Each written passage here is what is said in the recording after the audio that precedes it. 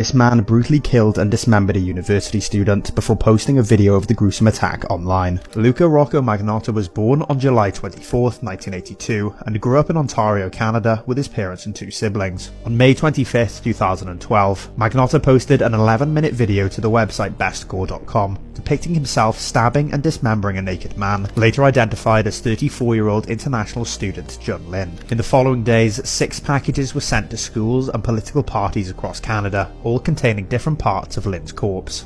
Police quickly identified the killer as Magnotta. However, by this time he had already fled the country, leading to a 2-week-long worldwide manhunt. On June 4th, 2012, Magnotta was apprehended by Berlin police, having used a fake name and passport to travel through Europe, and was quickly handed over to the Canadian authorities. On his return to Canada, Magnotta was tried and sentenced to life imprisonment, where he remains to this day. And that's how you should never play the game called Blue Baby. Who names the game Blue Baby? So apparently this is a game about Bloody Mary's baby, and what you need to do to play the game is you need to be in a bathroom with a mirror and a sink and a door that can close, and you need to turn off all the lights, and you can only play this at night when everybody else is sleeping. I already just can't play this game. Yeah, so I saw the steps by Draw the Life Tic Tac, and what you're supposed to do is you're supposed to stand in front of the mirror in the bathroom and rock your arms as if you're rocking a baby, and you're supposed to say the phrase Blue Baby, Baby Blue 13 times in a row, and you can't mess up. And after you say that, you're actually supposed to start to feel weight in your arms as if there's actually a baby in your arms. Are you serious? You actually start to feel something? Yeah, and the weight's supposed to get heavier and heavier, and you're actually supposed to feel the baby start scratching your arms, but you shouldn't let the baby get too heavy. So to end the game, you need to throw the baby into the toilet and flush it and run out of the room as fast as you can and turn on all the lights in the house. And that means you made it out okay. But if you don't let go of the baby, Bloody Mary. Blood-curdling facts that you wish you never knew. Part 14. There was a woman in the 18th century named Mary Toft who shoved dead rabbits inside of her and later acted as if she gave birth to them. And the doctors actually believed her until one of them discovered corn inside one of the rabbit's stomachs. More people have tapeworms than have dogs, which I guess makes them the most popular pet. Oh yeah, and this is what it looks like up close. So you know how every few pistachios you eat, there's always one that tastes a little bit different? Well yeah, it's because there's a dead navel orange worm inside of it. An octopus's penis is actually one of its tentacles, so if you ever got to pet one at SeaWorld, you might have just groped the damn thing. Dying from starvation is because your body used all of its resources in order to feed your brain. And as a last resort, it begins to digest the muscle around your most vital organs until all that's left is your heart. So you die by eating your heart. I just finished this documentary on Netflix and I feel like no one's talking about it. Like everyone's Dharma. But no, I really need to speak to someone about this. So I have to come on and ask my 10 TikTok friends, like fans, have you guys watched Into the Deep, the submarine murder case? I'm shook to my core and I just need to talk to someone about it, please. Like, I've just never seen anything about this except like a couple of months ago I saw some random like true crime TikTok being like, oh, there's a case about a guy in a submarine and he brings a journalist in to do a story about submarine, but when they go down into the water, only he comes back. And I was like, oh, whatever. And then I was trying to find something to watch, and then I found this, and I watched it, and I'm just rocked to my core. Like, I don't even want to say anything else, because I don't want to spoil it, because you need to go watch it, and then you need to talk to me about it. Like, it's just fucked up. It's fucked up. And I just can't understand. People are out here in the world, literal psychopaths. Anyone can be a murderer. Like, you can't trust anybody. There's just more evidence to my psychologist that I can't leave my house, because everyone is a murderer, and you can't tell me otherwise. Like, anyone could be an actual murderer and psychopath. Like, I can't. Furthermore, it was just also like a really, really well done documentary. And this girl that went in to make this documentary, an Australian, like up Aussies, she was going in to film this scientist about his bloody submarines, and he was making a rocket ship and whatever. And then it turns out she's got her documentary, innocent documentary, is a bloody murder scene evidence. Like, and I can't believe I started to be a journalist. Like, if I was actually a journalist out there in the world, I would literally just have nightmares every single day. I couldn't handle it. I couldn't. I don't even know what I'm talking about. Will I even post this? Because it's just a random rant and I just needed to. But maybe I will, because I need someone to talk to me. Into the Deep. Please go watch it. Please talk to me about it. Why are there so many fucked freaks in the world? It's so stressful. I need therapy after that. Anyway, bless up. Love you to my 10 fans. Mwah. Hopefully you watch it and then we can chat. Let's talk about The Inhabitant. I got the chance to watch this movie early, and I have a couple thoughts. Tara, I killed you once, so I'll kill you again.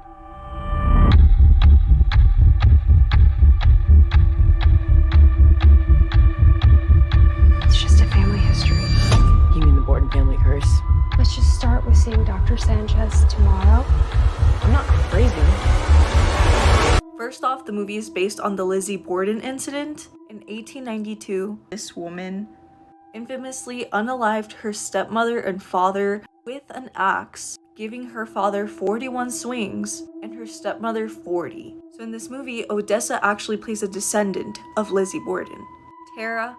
And basically these strange murders keep happening in her town, but we don't really know who is doing these unalivings. So the movie has you questioning the whole time of who it could be, but you basically don't want to think that it's Tara. Like, is that bloodline cursed? I don't know. I recommend you guys find out yourselves. The movie is out in theaters, digitally, and on demand on October 7th. So go find out. Go find out. Say hello to Dr. Carl Tanzler. Tanzler was born in 1877 in Germany, and that is kind of where our story starts. Tanzler, for the longest time in his life, claimed that he was having dreams about a beautiful dark-haired woman who he was told he was going to have to save from some type of untimely death later down the line. So Tanzler went through his whole life continuing to look for this woman that he was supposed to save.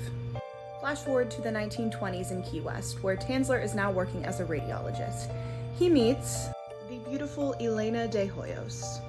Carl sees her and thinks, this is the woman from my dreams. She's the one that I have to save. Now, Elena is diagnosed with tuberculosis, which, as we know now, is not a very easily curable disease. So Carl takes it upon himself to personally treat her with all kinds of elixirs and potions he makes on his own to save her life. But Elena ends up dying anyway from TB.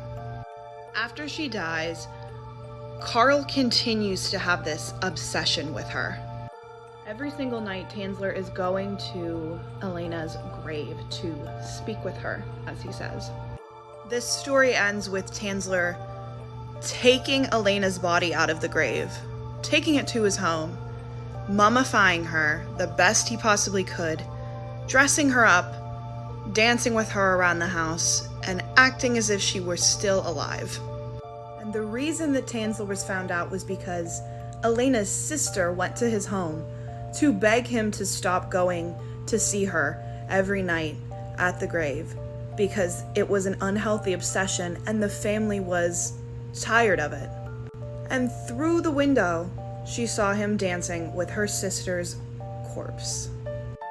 There are photos of what Elena looked like when she was found in Tanzler's home, but I can't show them because of community guidelines. So, the things that he did to her body after he took her out of her grave were truly horrendous, and he was arrested, but he was never charged with anything. A lot of people in the town took pity on him. And then it got worse when, instead of putting Elena back to rest, the state of Florida put her body on display. Eventually, Elena was buried again in an unmarked grave. Can I show you a scary video? The jump scare in this video got me, and that's why I want to show it to you, so slight trigger warning. It's a really old Japanese ghost video, so I really don't have any information on it, so I'm just gonna show it to you. Here it is.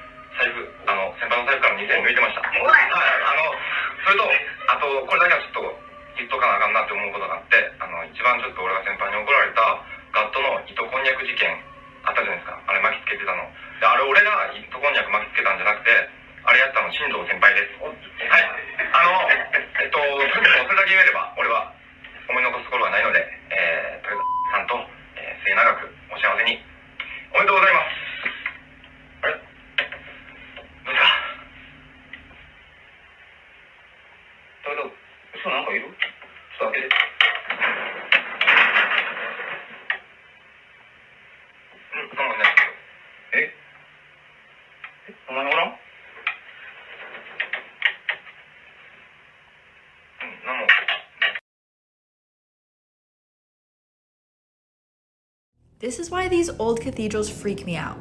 So in Loudun, France in the 1600s, there was this cathedral. And one day, all of the nuns that worked there were complaining about having the same nightmare.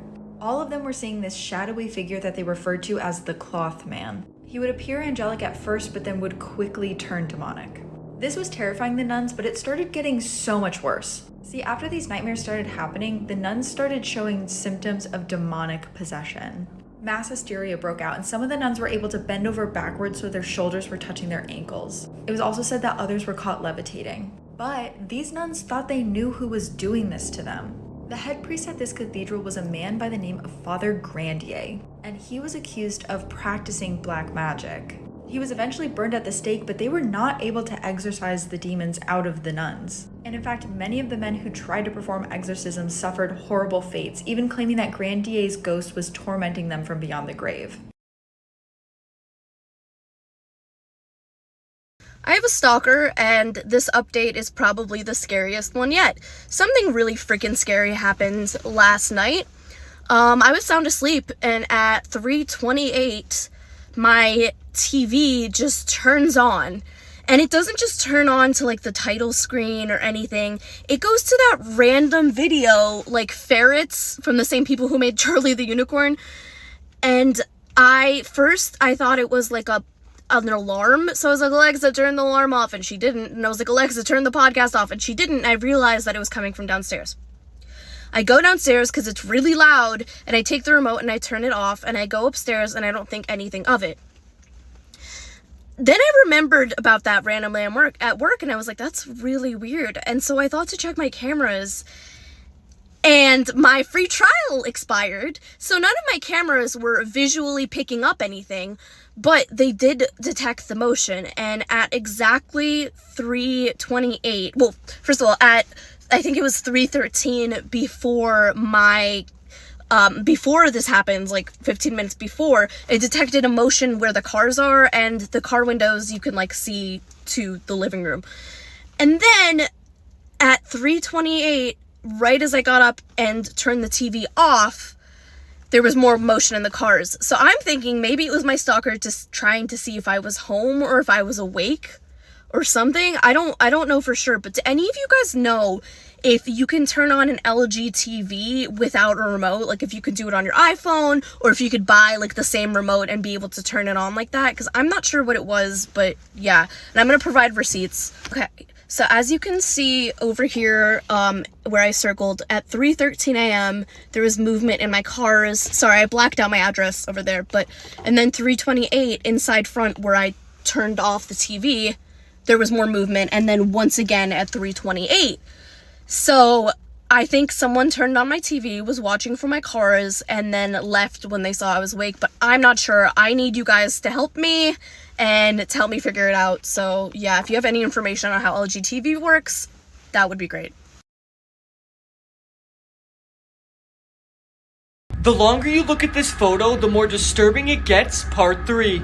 You might not see anything at first glance, except for the woman's lips in the mirror. But trust me, keep looking.